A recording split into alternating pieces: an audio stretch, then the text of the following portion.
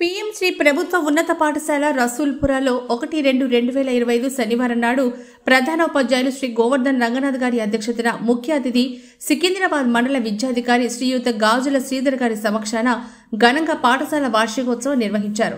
ఈ కార్యక్రమంలో గౌరవ అతిథిగా Shri G Sai Kumar Naidu, వేదాంశ foundation manager గారు శ్రీ గుండప్ప పాఠశాల ఉప విద్యాధికారి గారు శ్రీ ఎన్ యాదగిరి గారు, మండల నోడల్ అధికారి శ్రీమతి చంద్రకళ గారు, అమ్మ ఆదర్శ పాఠశాల కమిటీ అధ్యక్షురాలు మరియు శ్రీ నయీం గారు, బస్తీ వికాస్ మంచ్ అధ్యక్షులు Lal Shekhar garu, SRF Foundation project engineer Shri Ganesh, ప్రాథమిక పాఠశాల ప్రధానోపాధ్యాయులు గారు పాల్గొన్నారు.